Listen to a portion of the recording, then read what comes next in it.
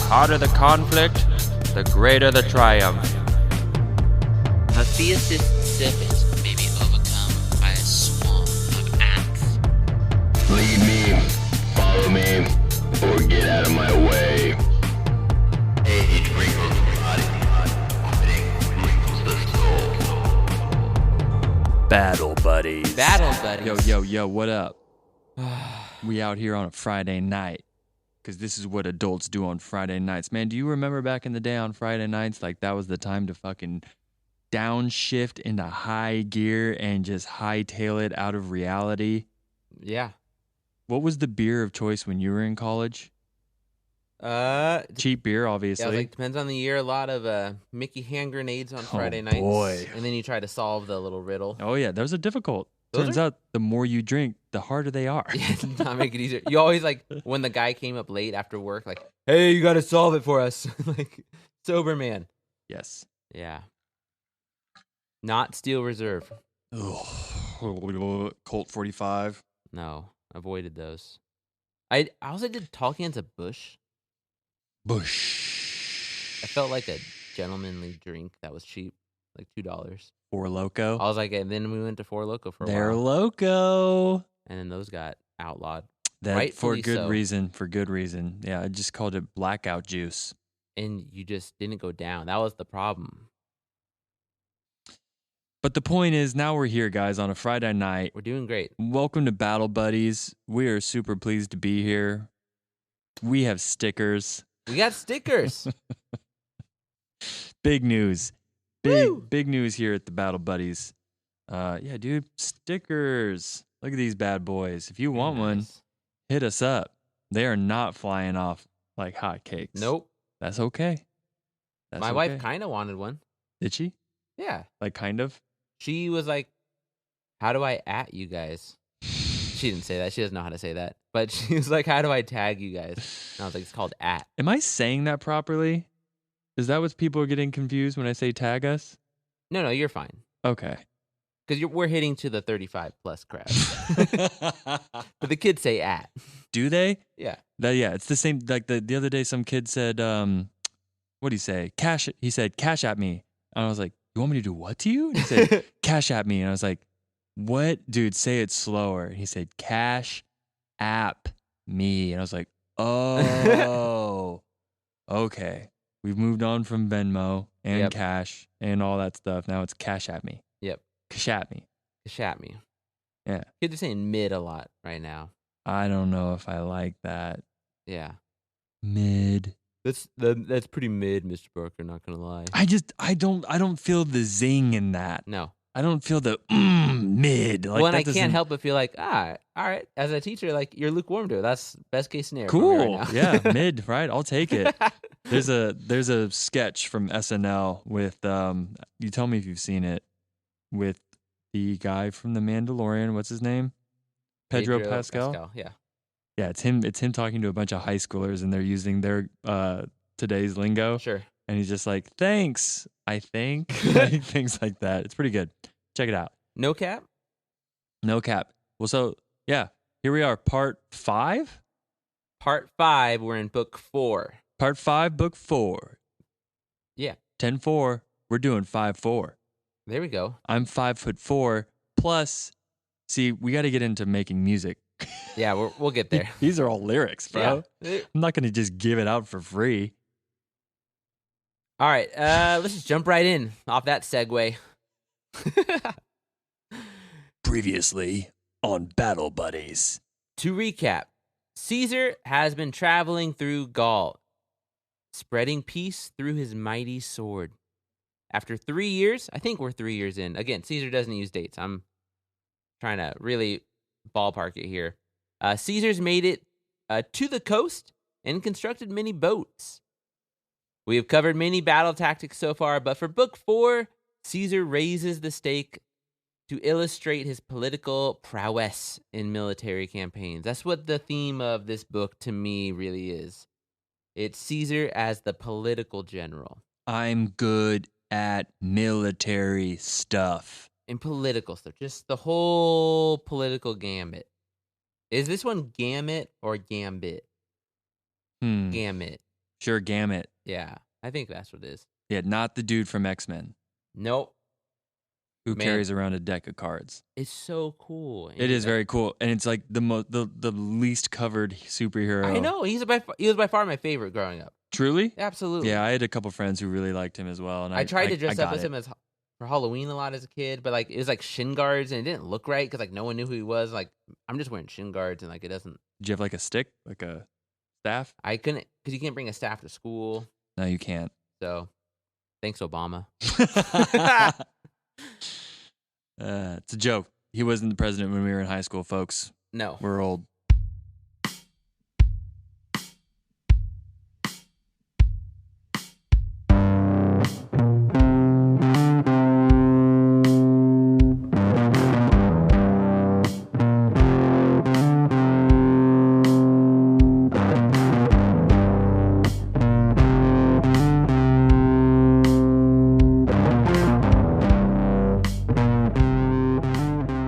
Okay, Spencer, can you try to read the German for this subheading here? Yeah, it's funny the way you spelled it. Auf dich, dich depends on what part of Germany you're in. Auf Dicke Hose Machen. The translation is to act as if you have fat pants. Let me say, so let me, listeners. So he wrote Auf. This is a direct translation. I know, it's hilarious. I googled So, German slang. You in German is dich, dich. And Kevin wrote it as dick. I didn't write it. I googled German slang, Okay. and then I just copy and pasted Dicke, it. Yeah, Auf Dicke Hose Machen. yeah, to act as if you have fat pants. I guess that's a loose translation. So we're going back to Germany. Is the point of that? Back to all of some that. motherland. And Caesar, he's gonna act as if he has some fat pants, but he's gonna have some fucking fat pants in this season here. It was the winter of 55, which is almost a band lyric, and Gnaeus Pompey and Marcus Crassus made ready to defend the Rhine. The Sebui were the biggest nation in Germany at the time. They used a fascinating rotation system for their men. Get this. They draw annually 1,000 men for the purpose of carrying on war outside their territory. The rest, who are left at home, support themselves and those in the field. They again, in turn, are under arms the following year, and others remain at home. Thus, neither the cultivation of the soil nor the pursuit of war in theory and practice is interrupted. Pretty badass. Yeah, I like that. Now, it is unclear if the entire army we're about to see is 1,000 men, or if every tribe pulls 1,000 men, because they are a collection of tribesmen. But not really that important because the numbers are made up. This is a whose line is it anyway when you think of ancient warfare numbers. They were a very free people, so naturally the Romans respected and hated them. Which I don't have any better way to explain how the Romans treat these types of people that are very free. But they speak about them with respect, but they also fucking hate them and kill them all. Following our ideas about the new enemies being the real Gaul and Germans, we get that they do not at all permit the importation of wine because they believe that men lose their vigor and become effeminate by its use. Yeah, just a nice Pinot. This is hearkening back to, and we'll just talk about this a couple times, but this is hearkening back to our last episode when we talked about we're going into the deeper, darker Gaul and the deeper, darker Germany. Everything now is scarier and more exotic and more real, and so it makes sense that all of a sudden Caesar's like, by the way, they don't drink wine. We do not drink the wine. It makes us lazy. Effeminate. I don't even know what effeminate really means. They're trying to say it makes them like not masculine, right? But like, what does it mean to become not masculine? Well, let's unpack it. Yeah. It doesn't mean that you sleep with men because all of them were already doing that. That wasn't so like I don't. Good point. You're like where are we drawing the line Right. here? Y'all are fucking each other, but whoa, drinking wine. Yeah, exactly. There's a line, and that's crossing it. Yeah, I don't know. I was in my mind. It was like we only drink the beer. We do not drink the wine. Okay, like mead only. Und Bix. I don't know. That's Okay. really weird.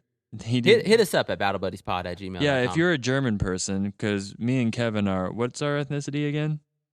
I'm Sicilian and European. I'm definitely German. Moving on. Yeah, none of my family drinks wine. That's for sure. Just light beer. All right. The Sebui crossed the Rhine, and Caesar was made to return to his army faster than he wanted to. This is kind of funny because Caesar he always wants to winter in Italy. He just fucking wants it. He does not want to have to go anywhere else, and he keeps not being able to, which is great. Here we see again why Caesar was so effective. He did not fear the Gaul or the Germans, but he did seem to fear the Gaul and the Germans forming an alliance. So he met with the Gauls and didn't tell them about the Germans completely. Basically, he told them that they were going to go to war against some Germans, leaving out the whole intense Sebui army of thousands of men that were taking towns, crossing the Rhine. One of these tribes he lied to was the Burons, which we're going to cover next week.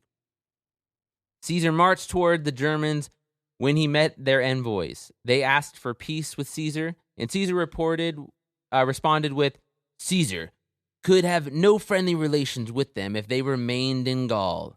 It was not right that those who could not defend their own territory should seize that of others. Nor were there in Gaul any fields lying unoccupied which could be given away justly, especially to so great a number of men. How big were Caesar's balls that he could just say that with a straight face? Because isn't that exactly what he's been doing for the past 3.5 years? I also like that. I really like imagining that Caesar's talking in the third person. Caesar could not do this. Sorry. And he's like looking, he can't look at them in the face. Like, what a douche move. He definitely writes everything in the third person, which is great. Does he truly? Yeah, everything. What a douche. Because it's meant to be read in Rome. I know, but it's just, dude, think about whoever's listening to this. You, Kevin. Think about you writing a story about yourself, but writing about yourself in the third person. Kevin had lunch today. I would do it if I thought I had big dick energy all of the time. Again, not Grandma's episode. I guess, hey, for all of you big dick energy guys out there, email us, battlebuddiespod@gmail.com. How do you walk around all day and speak in the third person, and you let me know the kind of vibe that you get from every single person you interact with? Interesting. So all big dick energy people may think in the third person. I'm saying do it and tell us how you feel. Yeah, okay. A little experiment. Yeah, social experiment. The Sebui asked Caesar to give them a few days to respond to the demands. And for those that are kind of unclear what's happening right now, so the Sebui, they crossed the Rhine, which they're not supposed to do, right? Ariovistus was the last German leader that crossed the Rhine, and Caesar slapped him pretty hard and killed a bunch of his wives. And then the Sebui are crossing the Rhine, and they're taking a bunch of Gallic territories. And Caesar is like, what the fuck? I've just destabilized an entire, half of the continent for the last 3 years. Why do you think that you can just come over here and take some of this land? And so he's telling them that they need to, give some peace. And so the Sebui are asking for a couple days. Caesar said no, because the Sebui were just waiting for their cavalry to return so they could attack Caesar. That was what he said. This back and forth continued until Caesar was just a couple miles from the Sebui camp. So every time Caesar says no and gives a response, he moves a little bit closer. Caesar sent out his cavalry to approach, but not initiate attack. Dear listener, at this point, you might be wondering, why the fuck are we suddenly getting so much narration about everything Caesar is doing to be firm but fair? And I know I was. The answer is, because Caesar's about to get fucked up. Ooh, did he get a cigarette first? Because people like to get to smoke before they get fucked. Dude, it's bad. It's so good. Because we've been wanting Caesar to lose a battle. Caesar gets fucked. This next section is called Caesar Gets Fucked. Oh, it's about time, dude. The 5,000 Roman cavalry approached the 800 Sebui. The rest of their cavalry is still getting food, right? They're crossing the Rhine, they're pillaging, they're trying to get food right now. The Sebui cavalry jumped off their horses, the couple that they had, stabbed the Roman horses, and drove the Roman cavalry into a straight-up panic. It's brutal. This is just not done in ancient warfare. You don't jump off your horse, and you definitely don't jump off your horse and start stabbing blindly at the other guy's horses. It's kind of legit. It's kind of a Braveheart move. I'm just imagining some dudes stabbing huge ass horses, Yeah. and it's funny to be honest. It's I'm crazy. pro horse, everybody. Yeah, just okay, we're not relax. against the horses. Yeah, It's I just like horses. they're all dying, and there's 800 against 5,000. Yeah, and they're just. Stabbing a horse neck, like. I'm thinking it's an up thrust, like, Oh. like I'm thinking you turn away. See, I'm imagining these little men just like climbing horses' necks. Anyway, Caesar said that his cavalry sprinted away all the way back to the Roman infantry lines, multiple miles away. Caesar lost 74 men. That's the most he's never told us a number of how many men he's losing. He usually just say it's not effective. Okay, so this is significant then, Yeah. if he remembers the number. Because it was probably more than 74. So he has to give us. He has to report on it. It's enough for him to have to report on, Okay. including someone of note named Aquitanian Piso, who was called friend to the Roman Senate. So the dude was legit, right? He had connections, and he fucking died. So that wasn't good. This is the first clear-cut case of Caesar just straight up losing a battle. I'm left with two thoughts regarding the different narrative techniques before this battle started. Either one, Caesar always conducted his engagements this way, but didn't feel the need to include them for engagements that he won. Basically, the idea would be that this was just how things were done, and it only really matters during a loss. Or two, Caesar fucked up pretty bad and had to spin a story to save face back home. It is probably a both-and situation, but it is interesting to reread that section with the knowledge that he was about to get rocked. And again, what I'm talking about with this whole buildup is that we don't get this in the other parts of the story, that they send envoys and Caesar says, okay, I need hostages. And they say, okay, give us a couple more days. And he says, no, you got to do it right now. And then they keep moving closer and closer. None of that is in the book until this moment. None of this like back and forth. It's usually like Caesar demands, they say something, and Caesar's like, fuck you, I'm going to fight you. You know what is a very human thing to do? It is hard to admit when you fucked up. Yeah.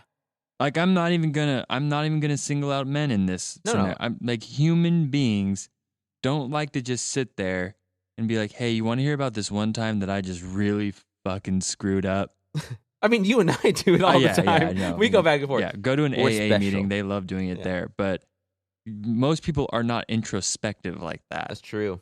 And something tells me Caesar in the ego and the dick Yep. is big. He can't. Or it's perceived as big. Right. But, so yeah, I can imagine writing this. Man, yeah, it's a doozy. I mean, whenever you have time alone, like let's say you're standing in line at wherever the fuck, the DMV, and you have some white space in life to think about a time that you made a whoopsie daisy. Yeah. And you're just kind of like, me and my brother call it idiot chills, where you're like, oh Ooh, God, yeah. that was so stupid I like of that me. term. Yeah, idiot chills. Like where you just Idiot think about chills. something stupid you said to somebody, Yep. a faux pas, or like when you accidentally, I don't know, there's tons of things. Like I said, next time you're standing in line at Lowe's and it's a long line, think about something you did that was really dumb and just think about the feeling that you get when you fucked up. Yeah. I like that. Idiot chills.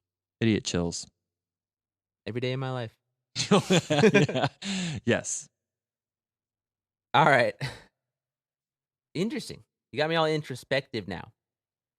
But Nice. basically, Caesar's not in a good place.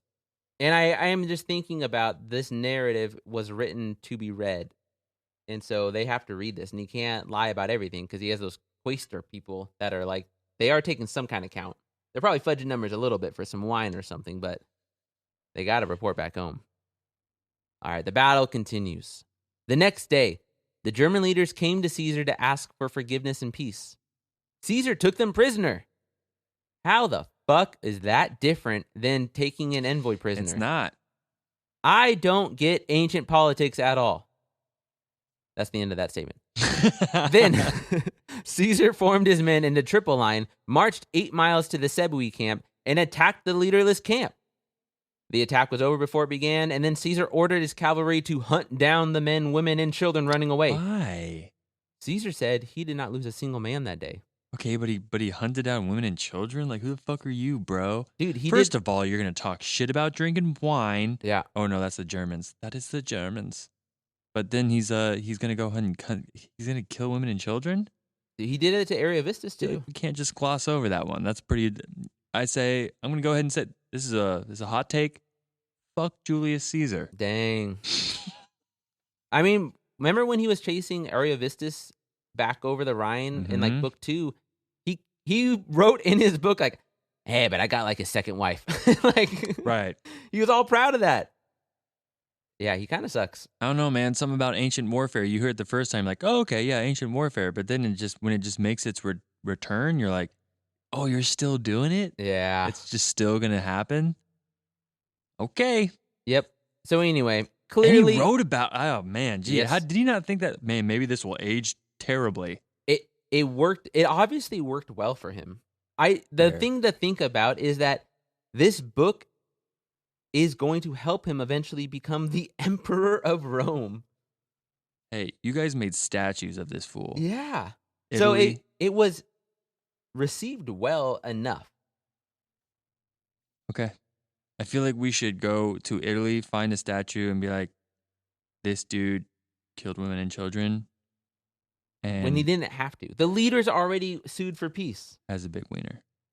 And may have a big one. May have a big wiener. Let's exhume that body, huh? All right. And I don't know if I believe he didn't lose a single man that day. Although going into triple line and then running 8 miles to go attack a troop because you just captured all their leaders because they came to you with goodwill is like kind of fucked up. Little bit. A little bit. Okay. That's all whatever. That was one of the big battles that we're going to cover. Again, he doesn't go into a lot of the tactics, but this next part is wild. This section of the outline is called Building of the Dick Bridge. Building of the Dick Bridge. Me, me, me, me. I do miss horns in music. Add that in post, bro. Yeah, we can add that. Add in some post. fun stuff for Building of the Dick Bridge.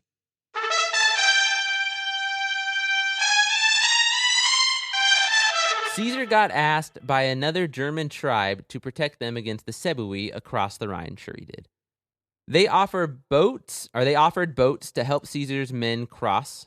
Caesar declined, saying it was not consistent with his own prestige or that of the Oh Roman my people to cross God. in boats. This dude sucks so much ass. So they built a bridge. Here was the plan. He fastened together 2 feet apart a pair of logs, each 1.5 feet thick, sharpened slightly at the lower end, their length determined by the depth of the river. These he lowered into the river by means of mechanical appliances, planted them firmly, and drove them home with pile drivers, not perpendicularly, as piles are usually driven in, but leaning forward with a decided slant, so that they included in the direction of the current.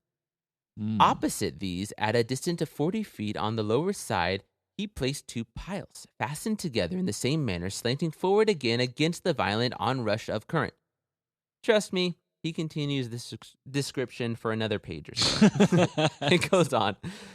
Chopping the timber and building the bridge took 10 days. That's not bad. That's not bad. That's not bad, bro. He then spends 18 days in Germany being hella scary. He just pillages and burns everything. While this bridge is being built? No, so he builds it.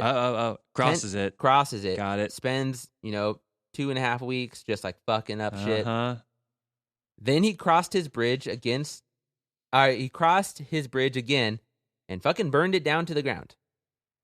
Caesar makes a point that he was not hiding any of this, and that German scouts were able to see the Romans build something like this and then take it down. Again, book 4 is about Caesar the politician. I can't really fathom how much fear those German tribes were feeling when they saw an impossibly long bridge appear so quickly just to be destroyed like it was nothing. Hey, man, how long does animosity stay? How long does animosity stay Thank you for the voice. in a civilization? Think about it. If someone builds a bridge and comes into your territory, kills and pillages your family and loved ones, how long is this animosity going to last? 100 years? 200 years? So this is Spencer, the Nazi apologist.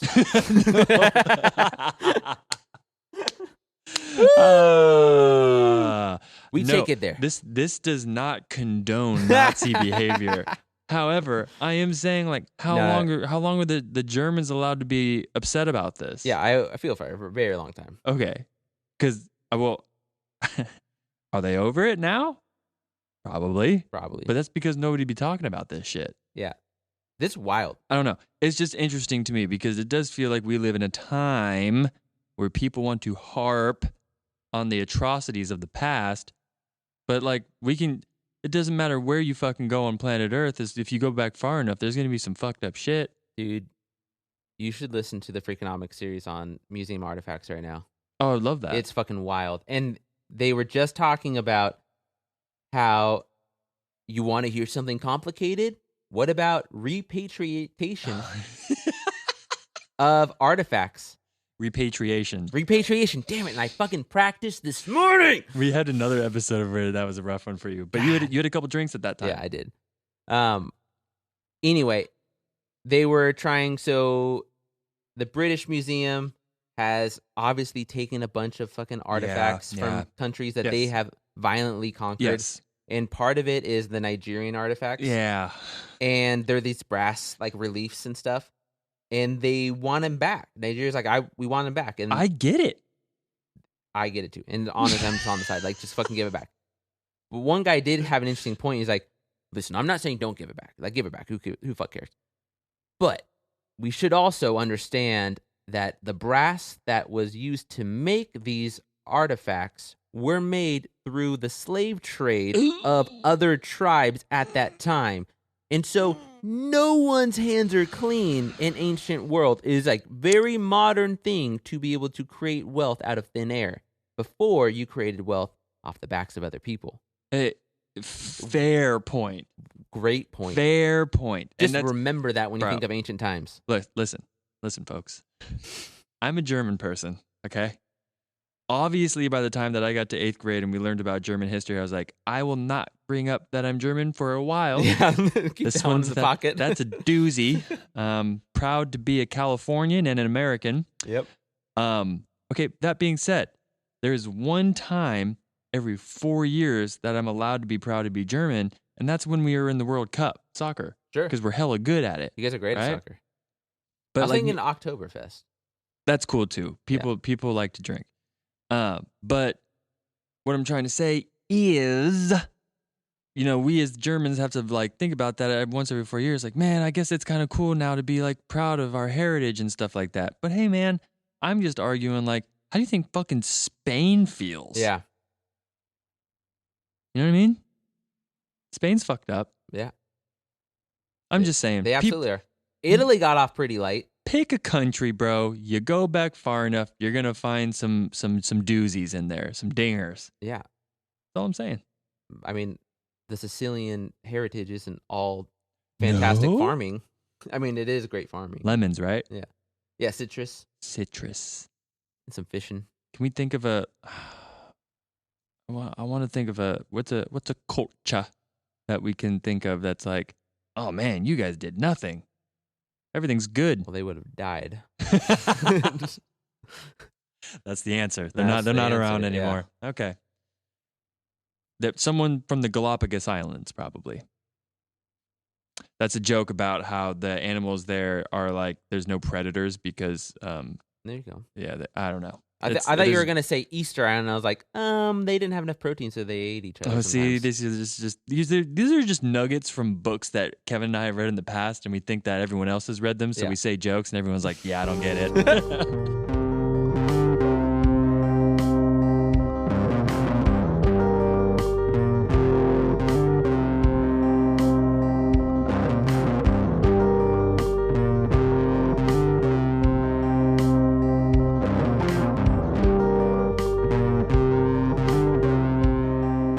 All right, let's use some more slang for some countries we're going to.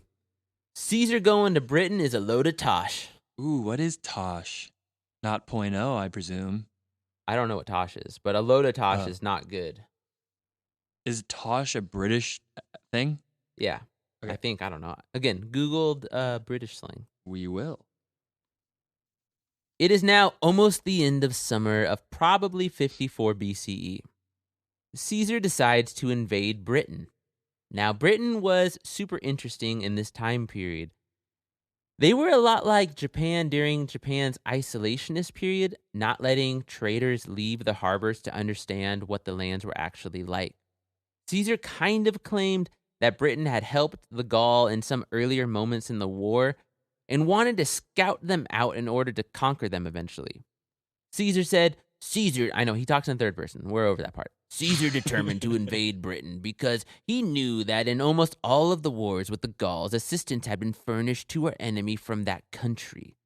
Harkening back to our Heart of Darkness imagery, Britain would be one of the exotic, untouched lands that was supplying resistance to Rome's civilization. In our Druid book, we get all the Britons dye their skin with wood, which produces a bluish color and makes them appear horrifying in battle. For the British geography we get from that same time period, the soil of Britain produces good crops except for olives, grapes, and other fruits, which grow only in warmer climates. The plants spring forth quickly but are slow to ripen due to the wet climate. Britain also has gold, silver, and other metals, which have made it worth conquering. So a load of Tosh. Yeah, let's go back to that. Tosh means nonsense. Oh, So there it's you like go. saying it's a load of bullshit. Caesar going to Britain is a load of bullshit. Is it? I mean, his reason is like weird because they don't really leave their island and they don't let people into their island. So, this, yeah. I mean, but they could be supplying because they don't want Rome there. Yeah. Okay. That's for the historians to argue They about. can debate that shit. Mm-hmm. Anyway, Caesar's going to fucking invade them. Let's go a little bit more into the British. This ancient Celtic Britain thing is like really, really fascinating to me. So I dug out some more quotes from that book that I was reading, Celts, Druids, and Women. Again, from our book, we get a glimpse into how the women would sometimes fight with the men. It is hard to imagine a Greek wife joining her husband on the battlefield or even leading an army, as did the British queen Boudica. Still, the limited information we have of the lives of the Celtic women shows that it was above all a man's world. Boudica, while being a queen about 100 years after the events of this book, gives us a taste of how fiercely they wish to be left the fuck alone. Caesar sent Volinus ahead to Britain to scout while Caesar set up camp at Morini. Let's establish a little bit of geography for this action.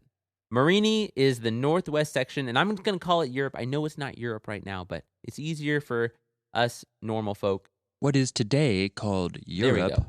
So Morini is in the northwest section of Europe that kind of separates the English Channel from the North Sea. Therefore, Britain is northwest and very close to Morini. Right? It's kind of going to be the connection of how Britain is close to the continent. British envoys arrived at Morini to meet Caesar, and they say that they will surrender. Caesar sent his boy Commius back with the envoys to figure out what Britain was working with. There's a big old record scratch. Wait, hold up. How did Caesar plan to get over to Britain? I'm getting you there, you big dumb bitch.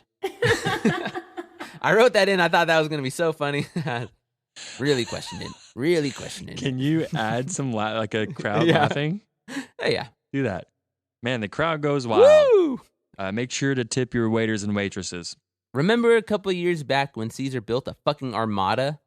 He ordered ships from all the neighboring districts and the fleet which he had built the previous summer for war with the Veneti to assemble at this place. A fun question to ask yourself is, did Caesar build those boats with this in mind from the very beginning? Or was he just finding more uses for them? And does it even fucking matter? But I think it's an interesting question. Like, did he really strategize all of this? Like, I need to conquer Britain, so I need boats anyway. Might as well use them to also kill Venetes. It's extremely difficult to say. I feel like Yeah. he would have said that in a book, like, hey, I had this in mind the whole time. Oh, like he would have said it. 'Cause Does he say it? no, Yeah, then probably not. probably not then. Because he would have. That's interesting that he didn't even give himself credit for that because he could have. He wrote the could've. fucking story. That's true. All right. Let's learn more about Caesar's invasion. Oh, we're so close to the eagle. I'm so excited. Spencer, don't read anything that says eagle and below that. I was thinking more Scrubs. Eagle. You don't know the Scrubs eagle stuff? Like the show Scrubs? Yeah. Eagle. No, You're going to I have don't. to. So this part of the clip that you post on Instagram, you have to put the little Scrubs Okay. clip of him going, eagle. It's really fun. Shout out to Zach Braff. He's Yeah. a huge listener of the pod. He loves us. Yeah, he does. It's crazy. He actually needs to stop emailing us. It's the Him only and email. his 18-year-old wife just love us. He's married to an 18-year-old? I don't know. I think she's young, though. Okay. I think it's rough. Oh, right. man, that turned dark real Shots fast. fired at Zach Braff. I'm just kidding. You're a great writer. Yo, yeah, dude. I like his taste in music a lot. Yeah. You don't have to be my hero. Dude, Let 18 me is of go. age. Yeah. I'm not gonna defend it. I'm just gonna say he doesn't have to be my hero. All right. I'm just saying I like Zach Braff. Yeah, sure. If it was anybody else, I would judge the fuck out of you. though. Dang. Caesar got most of his boats assembled for the 6,000 men he wanted to cross. It was 80 boats, so that is 75 people per boat. That's right. Jesus. I did the math as an English That's major. a lot. It is a lot of people per boat. Yeah, I don't know. He calls them warships, so I imagine they are pretty big. The cavalry had to wait for the remainder of the boats to arrive at Caesar's port. He left Sabinus and Lucius Cotta, those are both lieutenants, in charge of a force to stay behind and fight some Gauls that did not give hostages. Caesar describes a very real fear of being stuck on a boat between two enemies, so it is likely that he left behind a sizable force, but Caesar was off. Once he reached the shore, Caesar described that he beheld the armed forces of the enemy arrayed on all the cliffs. Such was the nature of the ground, and the sea was so closely bordered by abrupt cliffs that a missile could be hurled from the higher places upon the shore. I know fuck all about Britain, but that sounds like the cliffs of Dover a bit. Anyway. The cliffs of insanity. Yeah. Inconceivable. Inconceivable. I was thinking also the Cliffs of Dover song. Song's dope. I don't know what that is. What? Is it? It's like an instrumental. It's Is awesome. it the band? No, it's not the band. Is it from The Last Waltz? It's not. It should be. It's a good song. Anyway, Caesar got a little spooked, so he called all of his commanders to his boat and formed a little bro council, which I imagine was really annoying for all the lieutenants to have to go into like smaller boats and then go now over we to have the a big boat. fucking meeting. Yeah. Get all the staff NCOs in here. Yep. All right.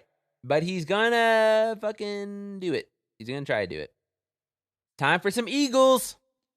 Woo! Eagle. There you go. Did I do it right? Yeah, that was good. Okay. We're pretty much Turk and JD from Scrubs, just about history podcasts instead. That's fun. I like that. Yeah. That could be our new spirit animals. That's one of those shows I would not mind going back and rewatching. Except for Elliot Reed, she kind of sucks. Why? The whole relationship between JD and Oh, Elliot. it's super toxic, bro. It's not like, good. You guys should not be together. Yeah, bro.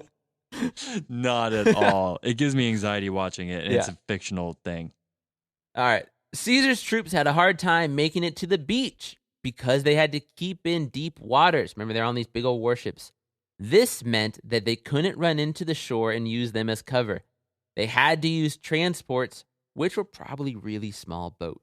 Also, the British used different tactics. Because they were, at least in part, isolationists, their military didn't evolve with the times. The major difference was that they still used chariots.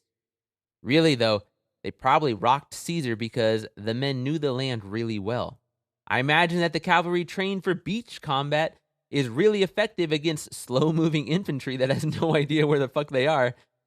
Caesar wrote, "Our men, frightened by all this and wholly inexperienced in this sort of fighting, did not display the same enthusiasm and eagerness as they were accustomed to displaying in engagements on dry land." Caesar responds to this by moving his ships to the right for a pretty massive flank. Okay, so right away, that Caesar code, I've been reading enough Caesar now to where he's saying, like, we're getting fucked up. Yeah, for Like, sure. It's not going well. They were not displaying the same enthusiasm as a land fucking thing. Yeah, dude, we get it. You're getting your asses whooped. You got your ass Oh, we're whooped. getting wrecked. Okay, We are now going to cover the wildest shit about the Roman military ever. I had no idea this existed. I had to go look it up. I've talked to lots of people about it, but I've not talked to Spencer Kevin's about it. very excited about this. Woohoo! All right, here we go. Apparently, I could be really wrong on how I'm reading this. I hope I'm not because it's more fun the way I'm reading it. The Roman military had these quasi-religious eagle statues that the standard bearers would carry. Seriously, Caesar calls them eagle bearers. That's their name. It was seen as a catastrophic loss to lose an eagle during a battle.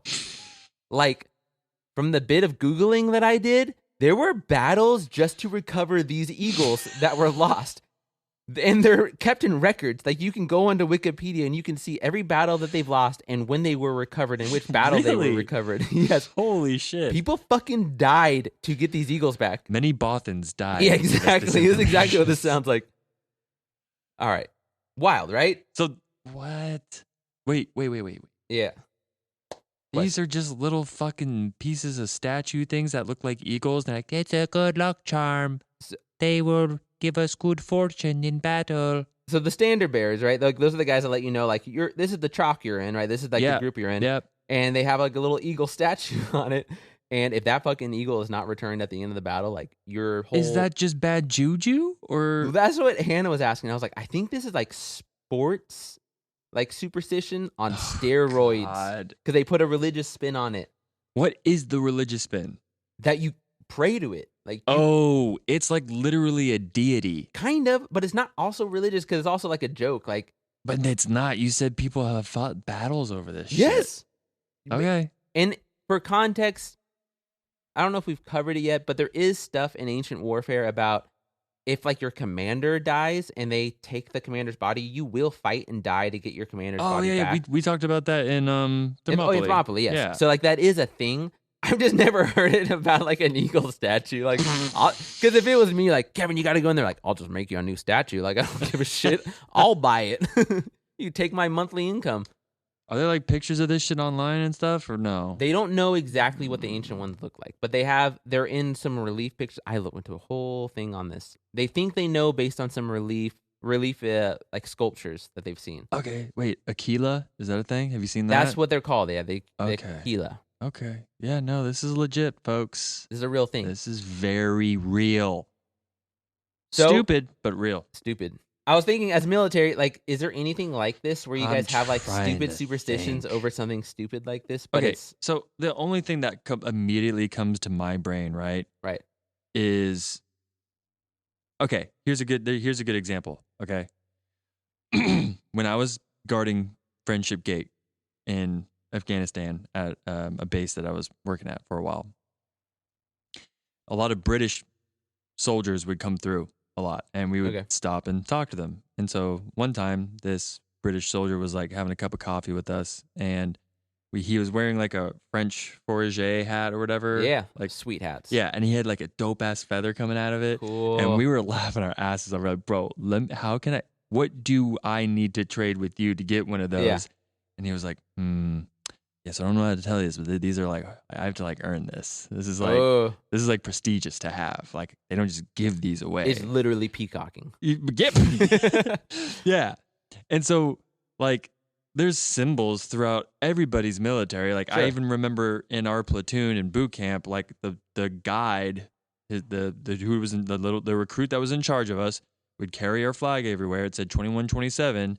And whenever like our drill instructors would get pissed, they would take our flag and try to rub it in the dirt. And it was up to all of us recruits to like fight the drill instructor to get that shit out of the dirt. Yeah, that's So, like, obviously battles aren't happening over this shit, but like symbols are hella big in a lot of different things. absolutely. Yeah. So that's the only thing I can really think of. But there's nothing that we're praying to. This is a well constructed symbol. Yeah. If you get everyone to buy in, Right. because you have to make everybody believe it, because symbols have no value unless you assign the value to it. Go kiss the Aquila. Hey, we should get an Aquila and put it behind Oh us. shit, we should get an Aquila. That's dope. Yeah, we're Okay. gonna do that. I like it. Okay, the best part of the story too is that who are we gonna learn the Aquila about? The fucking 10th Legion. Nice. And the 10th Legion, that's everyone. That's Caesar's favorite. That's his boys. Anyway, the 10th Legion is on the flanking maneuver. Remember, the 10th Legion was Caesar's boys, and the 10th Legion eagle bearer After noticing that his men were hesitating to attack because they were all fucking dying, he said, "Leap down, fellow soldiers, unless you wish to betray your eagle to the enemy. I, at any rate, shall do my duty to my country and my general." He then leapt down off the boat and started charging by wading through the water the enemy with his eagle statue, suggesting that he's hitting the enemy with his eagle statue. He's trying to kill them with it. Really? The rest of his men freak the fuck out and chase after him because the thought of losing their eagle was that powerful. Yeah. Eventually, Caesar is able to make the landing, but here we have another case of it not being a clear victory for Caesar. Yes, he was able to take the landing. He has so many men, but it cost him men, and he couldn't press his victory with the chase. This is kooky. Yes. This is great. Yeah, dude. I'm seeing here on the internet, it's like, it says here, a legion which lost its Aquila or had it fall in battle was disgraced. Yeah.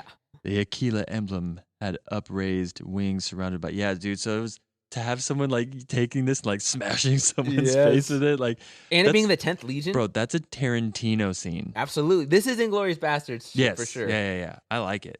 It's just that they're the bad guys. But Yeah, they are the bad guys. But sometimes it's fun to root for Darth Vader, dude. yeah, this is a wacky battle where they're underdogs in this battle. And I've been learning, I've been reading a lot of this. I'm starting to see the codes of like, what is a clear victory? What is just the battle's over? And this is a case of the battle's over. The Gauls did a tactical retreat, or the Celts or Gauls. And you know it is because Caesar, when he actually wins, he goes and kills the women and children. And the fact that he couldn't do that means that he didn't win this battle. It was just the day was done. It's just over. Because eventually the sun goes down. You're like, all right, we're done for today. Mm. So Interesting. pretty intense stuff. Yeah. Ooh, is this a shout out to the fucking London Calling, like the punk rock shit? Yeah. Nice. I don't know any other words to the lyrics because they're like London calling. It's like a little black and white. Don't tell me the name of the band. I feel bad that I'm not just saying it right out of my. It's not the Smiths. It's not the Smiths for sure. London Calling. Man, I'm American as fuck. Oh man, just tell me. The Clash. The Clash. What's I the like the Smiths. The Smiths are. I like the Smiths a lot better than the Clash. I don't That's know if what I'm supposed to say that, but no, like, you can absolutely say that. Okay, I mean, I definitely remember the cover of this record. yes, Dude smashing the guitar against the. yeah, iconic. Yeah. So Caesar made his camp, and the Britons met to speak of peace. They had chained up Commius, but Caesar just fucking forgave them really quickly, which I don't get, because that sounds like they chained up as a hostage an envoy. Mhm. But apparently it's not a big deal anymore. Caesar got some hostages with the promise Maybe of more. he didn't like that one. Yeah. It's He's like, that asshole. it was communist? It's fine. Fuck that guy. And so basically, like, they were at peace already. Like, they gave him a couple hostages of them, and they said, like, we're at peace. And Caesar's like, okay. The question is, why were both sides so eager to form peace treaties? Well, winter was coming. Britons didn't want Caesar to live there that winter eating their food, and Caesar didn't want to spend a winter in Britain because no one has ever fucking wanted to spend a winter in Britain before. Fucking freezing. Yeah. It's cold as shit. It comes up in like the 10 pages. It comes up every page. He's like, and Caesar didn't want to spend a winter in Britain. Okay, Like, all right. Damn, he's still. He's just like, I just don't want it. I don't want Dude's it. writing it in Italy, looking at the beach, like, oh my god, don't want anything to do with this cold ass Britain. They have wine in Italy. It's Yeah. nice. Bro, I see pictures. Hey, dear Instagram, Yeah. we see your pictures of Yeah, Italy. seriously, it looks great. Whew. Unmatched. It doesn't go well for Caesar here because Caesar's cavalry got stuck in a storm I like it. and they became unable to make it to shore. I like it. They then lose both with the cavalry trying to get back to the continent, and they lose boats that are in harbor in Britain. So, like, all of a sudden, they're not even sure if they can get their troops back to Rome or back to Europe. Sucks to suck. Yeah, right?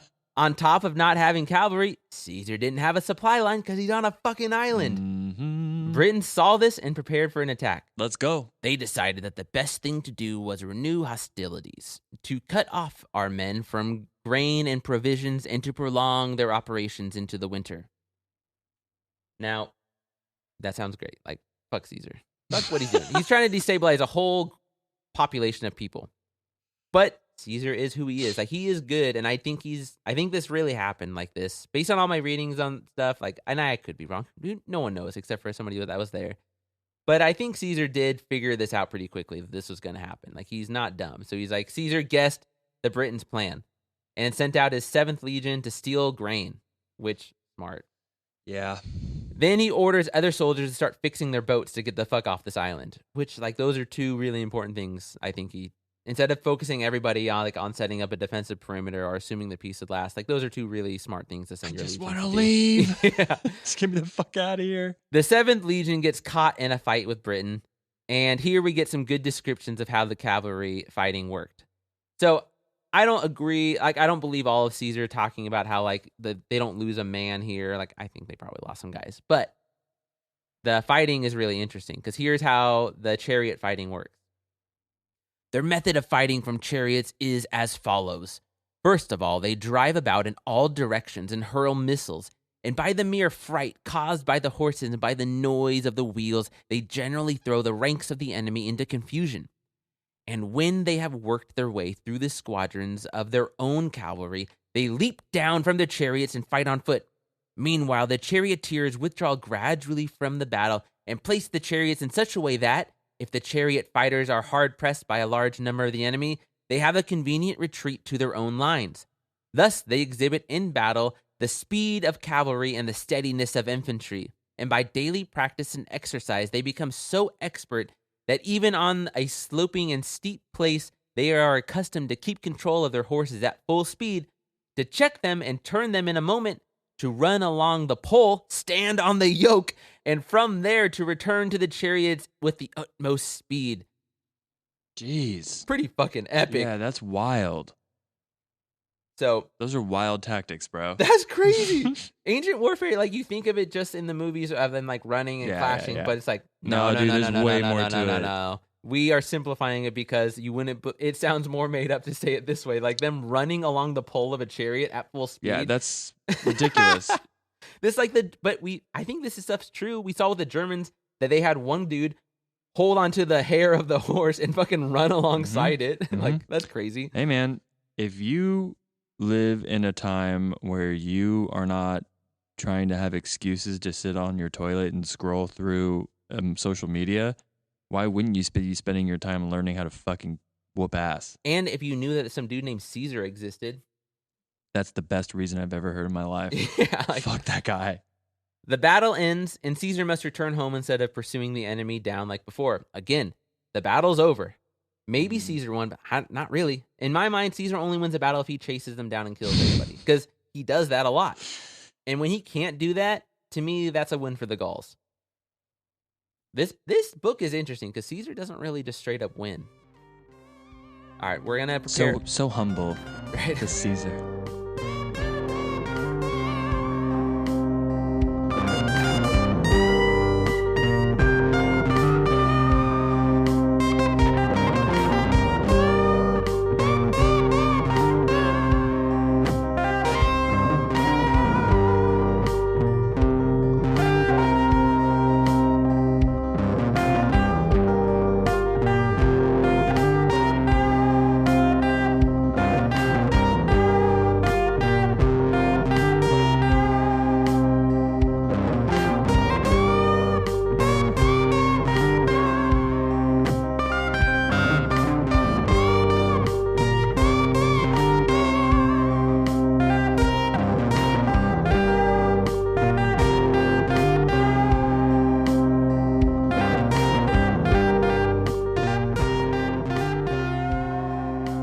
Preparing for winter, another storm came down on Britain to stop fighting. During that time, more tribes of Britain joined the fight to remove Rome from their homeland. After some more fighting, Caesar looked to be the victor.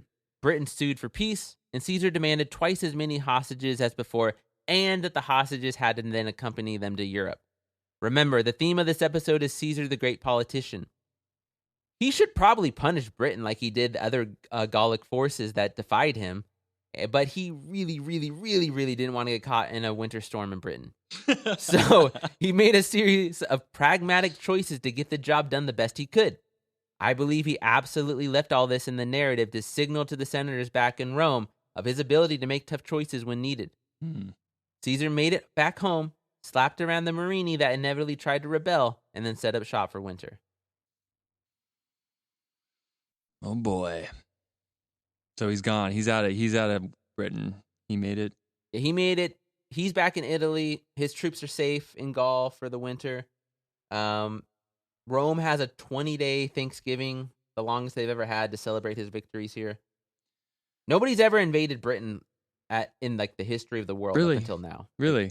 Not successfully. Like no one knows what the fuck they even look like. Is it just because it's like an island and that's just difficult to navigate? It's an island. They only it's very much like Japan isolationist stuff. Like they let people to their harbors. They just don't let you out of the harbor. Like so no one knows even how big it is. Because remember, open sea sailing isn't a thing until like the 1400s or 1300s. And so like they're not doing it. No one knows what they're like. And the British like love their little Celtic little home and they have resources. And so they're still trading, they're still learning, but they're doing a good job like protecting it. And it's going to take like 100 more years to actually fully conquer them. Whoa.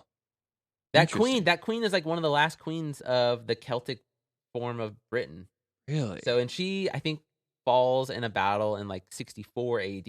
That's many years after this. Wow. Okay. Caesar.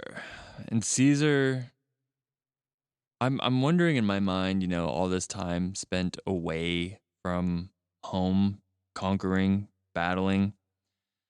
Is there like an incentive in your mind where you're like, God, politics and bureaucracy suck so much ass that I'd rather just be like off fighting and like getting material for my future book?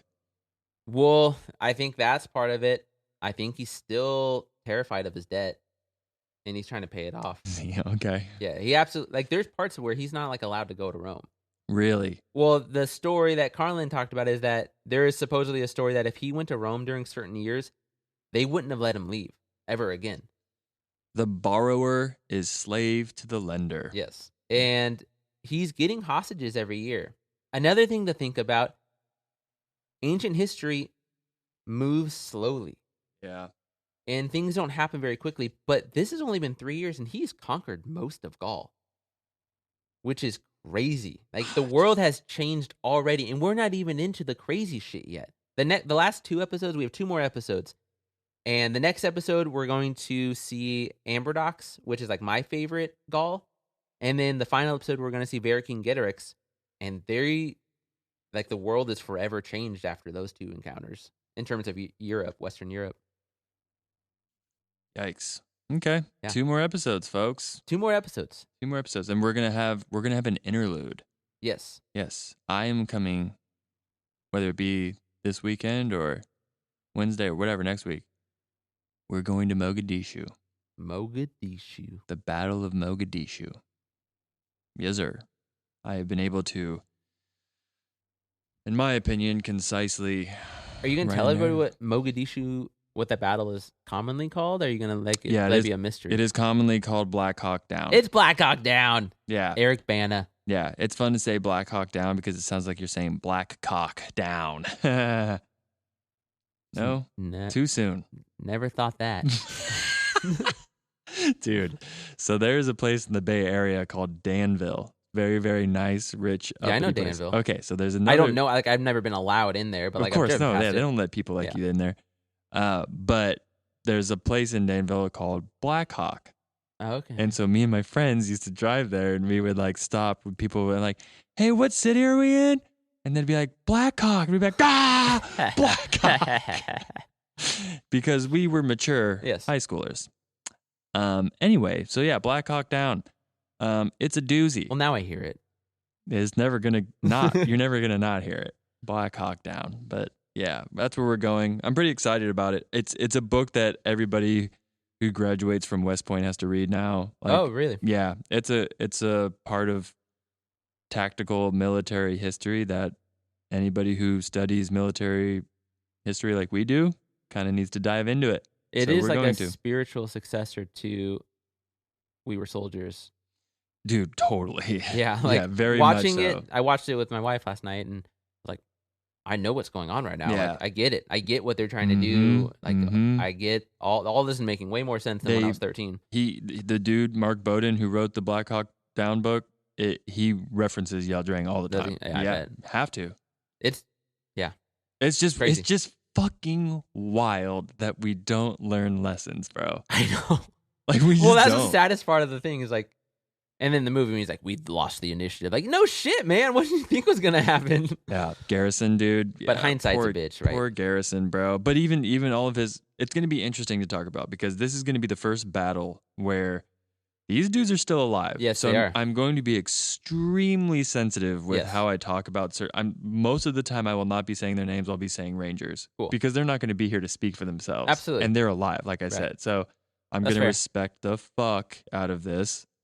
Did a lot of research. Not only did I read the book, I listened to Mike Durant, the dude who got captured. Yeah. He spoke He's super to interesting. very interesting. So he wrote a book as well, but he was on Jocko show. I listened to that, and then there's 2 documentaries on the matter, and I watched and read countless Those things. 2 about it. snipers that dropped down for him. Oh, I don't want to talk about it yet, but holy shit. Are you ready though? Are Like- you ready to go to Mogadishu with Yeah, me? yeah, I guess.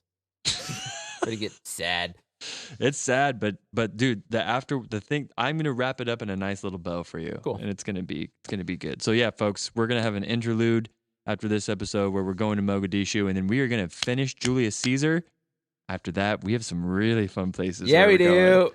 Yeah, We got bro. content on content. Bro, we got things set up for the summer, baby. Yep, It's gonna be a good summer. good summer. All right. Well, thank you for listening, folks. We appreciate you. We will see you next week. Bonsai. Bonsai.